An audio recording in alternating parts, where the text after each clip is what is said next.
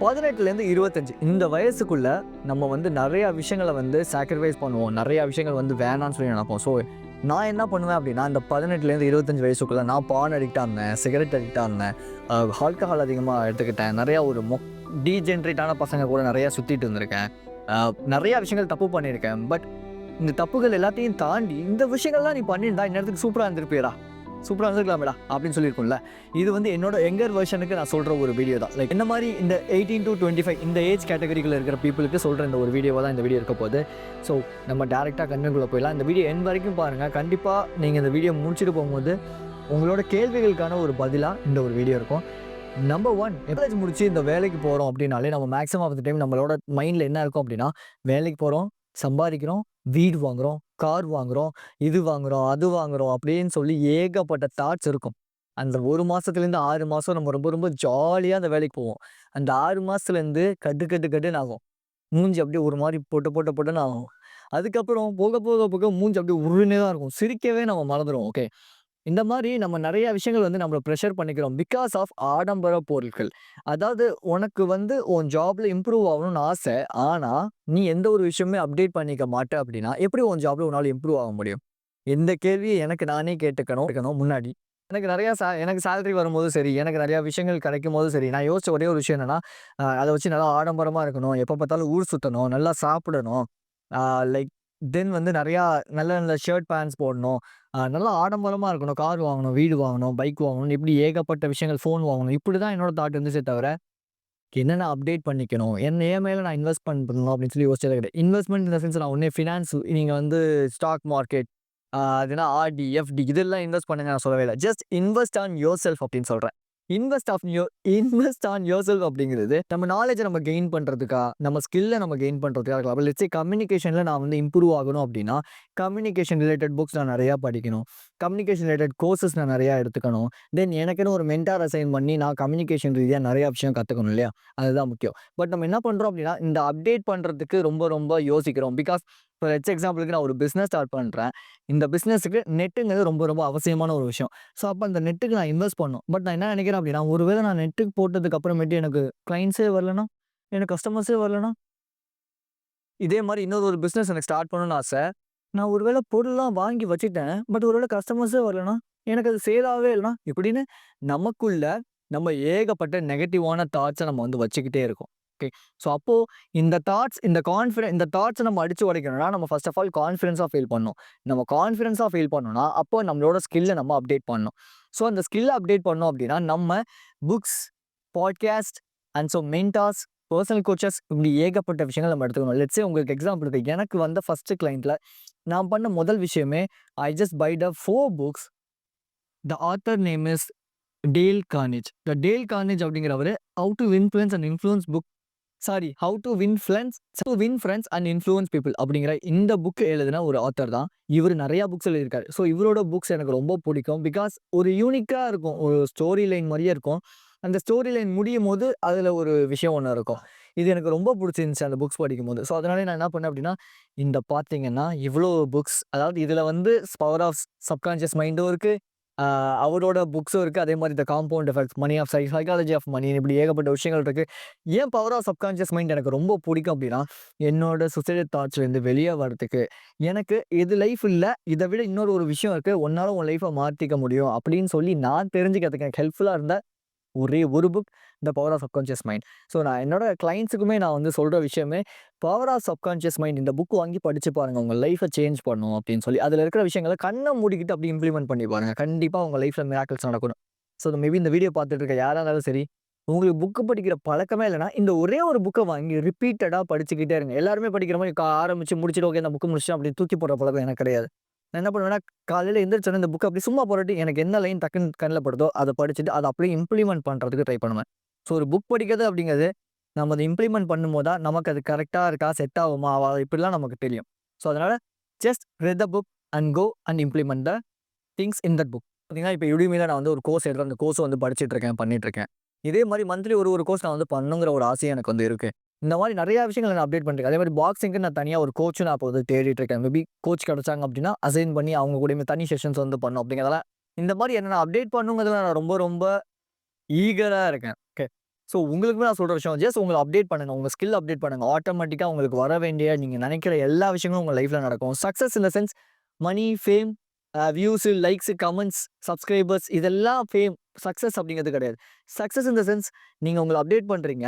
Update பண்ணும்போது ஒரு சில விஷயங்கள் உங்களுக்கு கிடைக்குது. இது வந்து அந்த அப்டேட் பண்றதுக்கான ஒரு ரிவார்டா கிடைக்குது. ஓகேவா? இது வந்து சக்சஸ்ங்கிறதுக்கு டெஃபினிஷன் ஆவாது. டெஃபினிஷன்ங்கிறது உங்கள நீங்க அப்டேட் பண்ணிட்டே இருக்கீங்க அப்படிங்கிறது தான் டெஃபினிஷன் ஆகும். So update yourself, invest on yourself. Do needy on girls love and lust. இந்த காலேஜ் டைமும் சரி, இந்த ஆஃபீஸ் டைமும் சரி, ரொம்ப ரொம்ப குரூஷியலான ஒரு டைம். ஸோ இந்த டைம்ல நம்ம என்ன பண்ணுவோம்னா, அதிகமா நமக்கு வந்து இந்த கேர்ல்ஸ், லவ், லஸ்ட் அப்படிங்கிறது நமக்கு அதிகமாவே இருக்கும். பிகாஸ் அது மேபி என்டர்டெயின்மெண்ட்டா இருக்கலாம், சோசியல் மீடியாவா இருக்கலாம், இல்ல நம்மள சுத்தி இருக்கிற பீப்பிள், "ஏய் உனக்கு ஏஜ் ஆயிடுச்சு கல்யாணம் ஆகலையா? ஏய் உனக்கு ஏஜ் ஆயிடுச்சு உனக்கு கேர்ள் ஃபிரெண்ட் இல்லையா? ஏய் உனக்கு இவ்வளோ ஏஜ் ஆயிட்டு இருக்கு நீ எப்பதான் கல்யாணம்?" இப்படி சொல்ற ஒரு விஷயமா கூட இருக்கலாம். ஓகே. இப்படி ஏகப்பட்ட நம்பர் ஆஃப் விஷயங்கள், விஷயங்கள் கூட நம்மள வந்து டூ நீடியா மாத்தலாம். லெட்ஸ் சே எக்ஸாம்பிளுக்கு இந்த டூ நீடியா மாறி அதாவது வந்து ஒரு பொண்ணு வேணும், கேர்ள் வேணும், லவ் வேணும், லஸ்ட் வேணும் அப்படின்னு நீங்க ரொம்ப டூ நீடியா மாறிட்டீங்க அப்படின்னா, ஒரு பொண்ணு பார்க்கறது, பேசுறது, சிரிக்கிறது, இது எல்லாத்தையுமே நீங்க லவ்வுன்னு கன்சிடர் பண்ணிப்பீங்க. அவங்களுக்கு உங்கள புடிச்சிருக்குன்னு கன்சிடர் பண்ணிப்பீங்க. தென் அவங்க கிட்ட போய் நீங்க வந்து உங்க இன்டென்ஷன சொல்லும்போது, அவங்க மேபி ரிஜெக்ட் பண்ணிட்டாங்க அப்படின்னா, அதனால தான் உங்களுக்கு அந்த ஹார்ட் பிரேக்ஸ் வந்து அதிகமா இருக்கும். ஸோ இத நான் எக்ஸ்பீரியன்ஸ் பண்ணியிருக்கேன். ஒரு பொண்ணு பார்க்குறாங்க, பேசுறாங்க, சிரிக்கிறாங்கங்கிறதுக்காக that's not an love. Okay. அவங்களுக்கு உங்க மேல இன்ட்ரெஸ்ட் இருக்குன்னு அர்த்தம் கிடையாது. மேபி இவன் என்ன இன்டென்ஷன்ங்கிறதுக்காக பார்க்குறான், இவன் எதுக்காக பார்க்குறான், அத அவங்க தெரிஞ்சுக்கணுங்கிறதுல ரொம்ப ரொம்ப கேர்ல்ஸ் ஈகரா இருப்பாங்க. அண்ட் ஸோ அவங்களுக்கு இப்ப ரீசென்ட் டைம்ல நெறைய கேர்ல்ஸ்க்கு வேலிடேஷன் தேவைப்படுது. அது நீங்க பார்க்கறது மூலியமா தான் அந்த வேலிடேஷன்ங்கிறது கிடைக்குது அப்படின்னா, அத அவங்க தெரிஞ்சுக்க வரைக்கும் அவங்களும் உங்களுக்கு மேபி கம்பெனி குடுக்குற மாரி தான் இருக்கும். யூ சீ பசங்கள்ல எவ்வளோ டீஜெனரேட்டான ஒரு கேரக்டரிஸ்டிக்ஸ் இருக்காங்களோ, அதே மாரி தான் கேர்ல்ஸ்லயும் இருக்காங்க. எல்லாருமே இங்க கெட்டவங்கன்னு நான் சொல்ல கிடையாது. அவங்க வளர்ந்த விதம், அவங்க இருக்கிற இடம், மேபி அவங்க சுத்தி இருக்கிற விஷயங்கள் இது எல்லாமே அவங்கள அப்படி மாத்தியிருக்கலாம். பட் நம்மளோட எவ்ரி ஆக்ஷன்ஸுக்கும் ஒரு கான்சிக்வென்ஸ் இருக்குங்கிறத நம்ம தெரிஞ்சுக்கணும். ஸோ ஒரு பொண்ணு பார்க்குறாங்க, பேசுறாங்க அப்படிங்கிறதுக்காக நீங்க உடனே லவ் வேணும், லஸ் வேணும், எனக்கு இப்படி இருக்கணும், அப்படி இருக்கணும் அப்படிங்கிறது that's not a right thing. Okay. ப்ராப்பரான ஒரு கேர்ள் ஃபிரெண்ட புடிங்க. உங்களுக்குன்னு ஒரு ஒரு வேல்யூஸ் செட் பண்ணுங்க. தென் உங்களுக்கு புடிச்ச மாரியான கேர்ள் கண்டிப்பா கிடைப்பாங்க. அதுவரைக்கும் just wait for the girl. Okay. நீங்க அத விட்டுட்டு எனக்கு வேணும், வேணும்னு தேவையில்லாத ஒரு ரிலேஷன்ஷிப்ல போய் மாட்டி, அந்த பொண்ணு தப்பான ஒரு பொண்ணா இருந்து உங்கள கஷ்டப்படுத்துறதுக்கு எதுக்கு இதெல்லாம்? ஆ அதுக்கு நம்ம கம்முன்னு நம்ம வேலைய பார்த்துட்டு இருந்தோம்னா, ஆட்டோமேட்டிக்கா வரவங்க வரப்போறாங்க. நம்மள நம்ம சேஞ்ச் பண்ணோம் அப்டின்னா, ஆட்டோமேட்டிக்கா வரவங்களும் அப்படிதான் இருப்பாங்க. ஸோ, அதனால ரொம்ப கேர்ல்ஸ் லவ் லாஸ்ட் அப்படின்னு மீடியா இருக்காங்க. அட் த சேம் டைம் இன்னொரு விஷயம் என்ன பண்றோம் அப்படின்னா, கேஷுவல் செக்ஸ் அப்படிங்கிறதுக்கு இன்னைக்கு நெறைய பேர் வந்து பழகிட்டு இருக்கீங்க.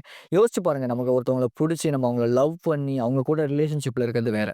பட் இந்த கேஷுவல் செக்ஸ் அப்படிங்கிறது யாருன்னே தெரியாதவங்க கூட சும்மா ஒரு உடம்பு அந்த ஒரு நீட்காக மட்டுமே நம்ம போய் பண்றது, அது ரைட்டா? அது நல்ல விஷயமான்னு கொஞ்சம் யோசிச்சு பாருங்க.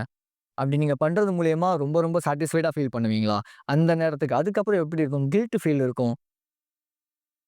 ஓகே. ஸோ உங்களுக்கு இன்டிமேட்டா இருக்கணும், ரிலேஷன்ஷிப் வேணும் அப்டின்னா, நீங்க அதுக்குரிய ஆளா ஃபர்ஸ்ட்டு மாறுங்க. அதுக்குரிய கரெக்ட்டான விஷயங்கள நீங்க வந்து எடுத்துக்கங்க. தென் அதுக்கப்புறமா நீங்க வந்து ரிலேஷன்ஷிப் வேணும், இது வேணும், அது வேணும் நீங்க எதிர்பார்க்கலாம். ஓகே. இதுவரைக்கும் நீங்க இந்த வீடியோ பார்த்துட்டு இருக்கீங்கன்னா, I just started a personal online coaching. Link கீழ குடுக்குறேன். ஷெட்யூல் பண்ணிக்கங்க. நீங்க அங்க வாங்க. நமக்கு உங்க ப்ராப்ளம் இருக்கு. என்ன ஏதுங்கிறத பேசலாம். ஃபீஸ் அஃபோர்டபுளா இருந்தா தான் நீங்க என்னோட கோச்சிங் எடுத்துக்கங்க. இல்லன்னா நீங்க ரிலீவ் ஆயிட்டு போயிட்டே இருக்கலாம். So no problem. Coming back to the content. Number 3 proper advice from the proper people. இப்ப லாங் டெர்ம் ரிலேஷன்ஷிப் எப்படி இருக்கும்னு தெரியவே தெரியாது. ஏன்னா, எல்லாரையும் இம்ப்ரெஸ் பண்ண தெரியும். பேசி என்னால ஈஸியா வந்து அட்ராக்ட் பண்ண தெரியும். பட் இந்த லாங் டெர்ம் ரிலேஷன்ஷிப் அப்படின்னு வரும்போது, எனக்கு அது பெருசா ஒர்க் அவுட் ஆனதே கிடையாது. அதனால தான் எனக்கு நெறைய பிரேக்கப்ஸ் வந்து இருந்திருக்கு. ஓகே. ஸோ எனக்கு இந்த லாங் டெர்ம் ரிலேஷன்ஷிப் வேணுங்கிறதுக்காக நான் ரீசென்ட்டா என்னோட ஜிம் மேட் வந்து அவர் வந்து ஒரு 10 டூ 12 இயர்ஸ் வந்து லவ் பண்ணிட்டு இருக்காங்க. ஸோ அவங்க கிட்ட நான் அட்வைஸ் கேட்டேன். ஸோ அவரு என்ன சொன்னாரு அப்டின்னா, நெறைய விஷயங்கள் எனக்கு சொல்லிட்டு இருந்தாரு. நான் திடீர்னு ரோட்ல நாங்க அப்படியே பைக்ல போயிட்டே இருந்தோமா, அப்படி அவர் அட்வைஸ் பண்ணிட்டே வந்துட்டு தான் அப்படியே பைக்ல போயிட்டே இருந்தோம். திடீர்னு அங்க ஒரு பொண்ணு அவரோட பாய் ஃப்ரெண்ட பார்த்துட்டு எனக்கு அந்த இது வாங்கி குடுங்க அப்டி சொல்லி கேட்டாங்க. நான் உடனே வந்துட்டு இங்கேருந்து சும்மா இல்லாம தின்னி பண்டாரம் எப்ப பாரு தின்றதுலயே இருக்கு பாரு கூட ஒரு பையன்ட்ட எப்ப பார்த்தாலும் அப்படின்னு சொல்லிட்டேன். உடனே அவர் வந்து, "யோவ்! என்னய்யா இப்படி சொல்ற? ஆமாய்யா, இப்படிலாம் போய் உன் கேர்ள் ஃப்ரெண்ட் கிட்ட பேசுனீன்னா, அப்புறம் அத பிரேக்கப் பண்ணாம என்னய்யா பண்ணுவாங்க?" அப்படின்னு கேட்டேன். "என்ன ப்ரோ எப்பவுமே நான் இப்படிதான் ப்ரோ நான் எப்பவுமே ஜாலியா இருப்பேன்" அப்படின்னா. ஓ! ரிலேஷன்ஷிப் லாங் டெர்ம் ரிலேஷன்ஷிப் அப்படிங்கிறது வேற ப்ரோ. இப்போ ஃப்ரெண்ட் அப்படிங்கிறது நீ என்ன கலாய்க்கிறது வேற. நீ என்கிட்ட அப்படி ஜாலியா இருக்கிறது வேற. பட் அவங்க கிட்ட நீ இப்படிலாம் பண்ணனா எப்படி பிரதர் அது வந்து கரெக்ட்டா இருக்கும்னு சொல்லி இப்படி ஒரு ஒரு லாங் டெர்மா ஒரு ஒரு அட்வைஸ் ஒண்ணு குடுத்தாரு. ஸோ நான் அப்பதான் ரெகக்னைஸ் பண்ணேன். ஸோ ரிலேஷன்ஷிப் அப்படிங்கிறது ஒரு ரெஸ்பான்சிபிலிட்டி, ஒரு கமிட்மெண்ட். நம்ம அந்த இடத்துல ஃப்ரெண்ட்ஷிப் மாரி அத ஜாலியா நம்ம எடுத்துக்க முடியாது. அங்க ஏகப்பட்ட விஷயங்கள் இருக்கு அப்படின்னு சொல்லிட்டு. ஸோ அப்போ தான் நான் ரெகக்னைஸ் பண்ணுறேன் ஓகே அப்படின்னு சொல்லி. ஸோ அப்போ இந்த ப்ராப்பரான அட்வைஸ் நான் ஒரு ப்ராப்பரான பர்சன் கிட்ட இருந்து எடுத்துக்கும் போது தான் எனக்கு தெரியுது ரிலேஷன்ஷிப் கமிட்மெண்ட் அப்படிங்கிறது ஒரு ரெஸ்பான்சிபிலிட்டி அப்படின்னு. நிறையா பேருக்கு நீங்கள் வந்து ஒரு ஜாப்ல வந்து இம்ப்ரூவ் ஆகணும், பிஸ்னஸில் இம்ப்ரூவ் ஆகணும், எந்த விஷயத்தில் இம்ப்ரூவ் ஆகணும்னாலும் அந்த ஃபீல்டில் யாராவது ஒருத்தர் உங்களை விட 1% கொஞ்சம் நாலேஜபிளாக இருக்காரு, கொஞ்சம் அறிவு கூர்மையாக இருக்கார் அப்படின்னா அவர்கிட்ட கேட்கறதுக்கு அட்வைஸ் கேட்கறதுக்கு தயங்காதீங்க, கூச்சப்படாதீங்க. உங்களுக்கு தான் எல்லாமே தெரியும்னு நினைக்காதீங்க first of all. Okay. So அவர்கிட்ட நீங்கள் ஒரு ஐடியா கேட்கும்போது அவர் கொடுக்குற ஐடியா ரொம்ப ரொம்ப சூப்பரான ஒரு சொல்யூஷனாக இருக்கும். அதை விட நீங்கள் உங்கள் லெவலில் இருக்கிற ஒருத்தட்ட போயிட்டு நீங்கள் வந்து மச்சான் இது என்ன இப்படி இருக்கு, எப்படிடா பண்ணுறது, என்னடா பண்ணுறது, எனக்கு என்ன பண்ணுறதுனே தெரியலை எப்படின்னு நீங்கள் கேட்டிங்கன்னா அவன் உங்க நிலைமையில இருக்கனால, உங்களுக்கு என்ன தேவையோ, அந்த தேவைக்கு ஏத்த மாரி தான் பேசுவானே தவிர, அந்த ப்ராப்ளம்க்கான ஒரு ஒரிஜினல் சொல்யூஷனோ, இல்ல உங்களுக்கான ஒரு ப்ராப்பரான அட்வைஸோ அவன் குடுக்க மாட்டான். ஸோ உங்க விட யாராவது ஒருத்தர் கொஞ்சம் நாலேட்ஜ்ல ஹையா இருக்காங்கன்னா, அவங்களோட அட்வைஸ் எடுத்துக்கிட்டீங்க அப்டின்னா தான், உங்க லைஃப்ல உங்களால இம்ப்ரூவ் ஆக முடியும். பட் நீங்க வந்து உங்க லெவல்லே இருக்கவங்க கிட்ட நீங்க அட்வைஸ் கேட்கிறீங்க அப்டின்னா, கண்டிப்பா உங்களால வந்து உங்களோட லைஃப்லயும் சரி, உங்களோட எந்த ஒரு விஷயத்துலயும் சரி இம்ப்ரூவ் ஆகவே முடியாது. அதே இடத்துல அப்படியே தான் இருக்கிற மாரி இருக்கும். Number 4 priority focus on work. So நான் ஆஃபீஸ் இங்கேருந்து ஒரு 2 வருஷம் அப்படியே கடந்து போய், என்னோட ஆஃபீஸ் டைமுக்கு போனோம் அப்படின்னா, அங்க ஒரு பொண்ணு. எனக்கு அவங்களுக்கும் ஒரு நல்ல ஒரு ரிலேஷன்ஷிப். நல்லா பேசுவோம், பழகுவோம், கான்டாக்ட்லாம் ஷேர் பண்ணி, நல்லா பேச ஆரம்பிக்கிறோம். 2 மணி நேரம், 4 மணி நேரம்லாம் ஃபோன்ல பேசிக்கிட்டு இருக்கோம். ஸோ உங்கள்ட்ட பேசினா டைம் போறதே தெரியல அப்படிங்கிற அளவுக்கு நாங்க பேசிக்கிட்டே இருக்கோம். அவங்களுக்கு திடீர்னு ஒரு நாள் உடம்பு சரியில்லாம போயிடுது. திடீர்னு என்னோட வேலைய கூட விட்டுட்டு என்னோட வேலைய கூட விட்டுட்டு, அவங்கள போய் பார்க்குறேன். அவங்களுக்கு அந்த மாத்திரை வாங்கி தரேன். அவங்கள பார்த்துக்கிட்டு திரும்பி வந்துட்டேன். திடீர்னு என்ன பண்றேன் அப்படின்னா, திரும்பி எனக்கு வேலையில ஏதோ பிரஷரு. இதனால வேணும்னே லீவ போட்டு அவங்க கூட டைம் ஸ்பெண்ட் பண்றேன்னு இப்படி டைம் அவங்க கூட நெறையா ஸ்பெண்ட் பண்ணிட்டு, என்னோட ஒர்க்ல நான் ஃபோக்கஸ் பண்ணவே இல்ல. ஒரு நாள் என்ன ஆகுது, இவங்க வேற ஒரு கம்பெனிக்கு வேலைக்கு போறாங்க. அங்க போனதுக்கப்புறம் அங்க இருக்கிற ஃப்ரெண்ட்ஸ், அங்க இருக்க சிச்சுவேஷனா என்ன ஏதுன்னுலாம் எனக்கு தெரியல. என்கிட்ட பேசுறத கட் பண்ணிட்டாங்க. என்ன சுத்தமா அவாய்ட் பண்ணிட்டாங்க. என்ன சுத்தமா "நீ வந்து ஒரு வேஸ்ட்டா" அப்படின்னு சொல்லிட்டாங்க. தென் என்னால என்னோட ஒர்க்லயும் ஃபோக்கஸ் பண்ண முடியல. என்னோட ஒர்க்கும் போயிருச்சு. இதே இதே என்னோட ஃப்ரெண்ட் ஒருத்தர். அவரும் அவங்களுமே க்ளோஸ் தான். பட் அவர் என்ன பண்ணாருன்னா, அவங்களுக்கு அந்த அளவுக்கு பிரையாரிட்டி தராம, அவரோட ஒர்க்ல ஃபோக்கஸ் அப்படின்னு ஒர்க் இப்படியே இருந்தாரு. நான் அப்ப யோசிக்கும்போது, என்னடா அவன் சரியான ஜோக்கர் அப்படின்னு சொல்லி நெனச்சேன். வாழ்க்கைய என்ஜாய் பண்ணாம இருக்கான்னு. பட் இப்போ நான் நெனைக்கும்போது, he is good at his work. அவரு தான் வந்து சூப்பர். நான் தான் ஜோக்கரா இருக்கேன். கிளவுன் மாஸ்க் போட்டுக்க வேண்டியது தான் அப்படிங்கிற மாரி. ஸோ, இங்க உண்மை என்ன அப்படின்னா, நமக்கு மென் அப்படின்னு வரும்போது, நம்ம ஹார்ட் ஒர்க் பண்றதுக்கு தான் இங்க புரோகிராம் பண்ணப்பட்டிருக்கோம். நம்ம ஹார்ட் ஒர்க் பண்ணணும். நமக்கு ஒரு புடிச்ச விஷயம், எனக்கு இதுதான் என்னோட ஃபியூச்சர், இது என்னோட கோல் அப்படின்னா, அதுல நம்ம ஹார்ட் ஒர்க் பண்றதுக்கு நம்ம வந்து தயங்கவே கூடாது. மத்தபடி ரிலேஷன்ஷிப், ஃபேமிலி இதெல்லாம் செகண்ட் பிரையாரிட்டி. எப்பவுமே ஒர்க் தான். ஏன்னா, இந்த ஒர்க்குங்கிற ஒரு விஷயம் நம்ம பண்ண ஆரம்பிச்சோம் அப்படின்னாலே, நம்மளால வந்து இந்த தேவையில்லாத விஷயங்கள்ல டிஸ்ட்ராக்ட் ஆக மாட்டோம். நம்ம என்ன பண்றோம், இந்த ஒர்க் வந்து ஹார்டா இருக்குங்கிறதுக்காக அத நம்ம பண்ணாம, மத்த விஷயங்கள்ல டிஸ்ட்ராக்ட் ஆகுறதுனால தான் நம்ம ஒர்க்லயும் நம்மளால வந்து சூப்பரா இருக்க முடியல. At the same time life, family இதுலயும் நம்மளால வந்து சூப்பரா இருக்க முடியல. ஸோ, இப்ப லைஃப் வந்து ப்ராப்பரா இருக்கணும், நல்லா இருக்கணும்னா, just men who need to work always. Okay. So, இந்த ஒரு விஷயம் நீங்க ஞாபகம் வச்சுக்கோங்க. அதாவது உங்களோட ஒர்க்குக்கு ஃபர்ஸ்ட் ஆஃப் ஆல் பிரையாரிட்டி குடுங்க. அதுதான் உங்களுக்கு காசு குடுக்குது. அந்த ஒர்க் தான் உங்களுக்கு வந்து சம்பளம் குடுக்குது. அந்த ஒர்க் தான் உங்க லைஃப்ல உங்கள முன்னேத்துது அப்டின்னா, அந்த ஒர்க் மேல உங்களுக்கு வந்து ரொம்ப ரொம்ப நன்றியோட நீங்க இருக்கணும். அத விட்டுட்டு அந்த ஒர்க் எனக்கு குடுக்குது. பட் இருந்தாலும் அந்த ஒர்க்க நான் குறை சொல்லுவேன். இது வந்து ரொம்ப மொக்க இப்படின்லாம் நான் சொல்லுவேன் அப்டின்னா, அந்த வேலைய குவிட் பண்ணிட்டு உங்களுக்கு என்ன விஷயம் பிடிக்குமோ அத நீங்க பண்ணுங்க. அத விட்டுட்டு சும்மா அந்த வேலைய குறை சொல்லிக்கிட்டு, அத வந்து தப்புன்னு சொல்லிட்டு இப்படிலாம் நீங்க இருந்தீங்கன்னா, லைஃப்ல உங்களால முன்னேறவே முடியாது. At the same time work always work. Don't focus on or don't distract on any other things. Okay. Finding purpose. என்கிட்ட யாராவது எப்புட்றா நீ வந்து அடிக்ஷன குவிட் பண்ண? எப்புட்றா நீ வந்து இப்படி இருக்க? எப்புட்றா உன்னால இந்த அளவுக்கு ஒரு சேஞ்ச் சீக்கிரம் கொண்டு வர முடிஞ்சுச்சு அப்படின்னு கேட்டா, ஐ ஜஸ்ட் ஃபைண்ட் மப் I just find my purpose அப்படின்னு தான் நான் சொல்லுவேன். பிகாஸ் இந்த பர்ப்பஸ், இந்த கோல்ஸ் அப்படிங்கிறதுக்கு முன்னாடி வரைக்கும், நான் என்னதான் YouTubeல வீடியோ போட்டாலும், நான் என்னதான் வந்து ஒழுக்கமா இருக்கணும்னு நெனச்சாலும், என்னால எதுவுமே பண்ண முடியல. பட் இதுவே என்ன நம்பி இங்கேருந்து ஒரு 10 பசங்க இருக்காங்க, 10 பொண்ணுங்க இருக்காங்க. அவங்களுக்கு நான் நல்லது சொல்லணும். மை பாய்ஸ், மை கேர்ள்ஸ் அப்படின்னு நான் நெனைக்கும்போது, என்னால அந்த பழக்கங்கள பண்ணாம இருக்க முடியுது. யூ சீ என்னோட பர்ப்பஸ்ல நான் ரொம்ப ரொம்ப குறிக்கோளோட இருக்கேன். ஏன்னா நான் ஒழுக்கமா இல்லாம நான் அவங்களுக்கு நல்லது சொல்ல முடியாது. நான் ஒழுக்கமா இருக்கனால தான் என்கிட்ட இருந்து வர வார்த்தைகள் நல்ல வார்த்தைகளா இருக்கு. அட் த சேம் டைம் அவங்க கூட ஏதோ ஒரு கனெக்டிவிட்டி கிரியேட் பண்ணுது. நான் ஒழுக்கமா இல்லாம நான் தப்பு பண்ணிக்கிட்டே அவங்களுக்கு நல்லத மட்டும் சொல்லிட்டு இருந்தேன் அப்படின்னா, கண்டிப்பா ஒரு நாள் நான் பீக் ஆவேன் தான். பட் அதே எந்த அளவுக்கு நான் பீக் ஆகுறேனோ, அதே மாரி என்னோட டவுன்ஃபாலும் அத விட அதிகமா இருக்கும். ஓகே. ஸோ எனக்கு தேவை சஸ்டெயினான ஒரு குரோத்தே தவிர, சரக் அப்படின்னு ஏறிட்டு, சரக் அப்படின்னு விழுறது கிடையாது. அப்போ I just need to focus on my purpose. இப்பவுமே நான் சொல்றேன் இதுதான் என்னோட பர்ப்பஸ். என்னோட ஸ்கூல்லயும் சரி, என் காலேஜ், என்னோட ஒர்க் பிளேஸ்லயும் சரி. இந்த 3 இடத்துலயுமே நான் நெறைய பேருக்கு நெறைய அட்வைஸ் பண்ணுவேன். ஏன்னா எனக்கு புக்ஸ் படிக்கிற பழக்கம் ஸ்கூல் முடிஞ்சதுக்கு அப்புறமேட்டு எனக்கு கொஞ்சம் அதிகமாயிடுச்சு. அதனால நான் அந்த புக்ஸ் படிக்கிறது அப்படிங்கிறத ஆரம்பிச்சுட்டேன். அதுலேருந்து நிறையா விஷயங்கள் கத்துக்கும்போது, நான் அத வந்து மத்தவங்களுக்கு ஷேர் பண்ணணும், டீச் பண்ணணும் அப்படிங்கிறது எனக்கு ரொம்ப புடிச்ச ஒரு விஷயம். அதெல்லாம் நெறையாவே டீச் பண்ணுவேன்.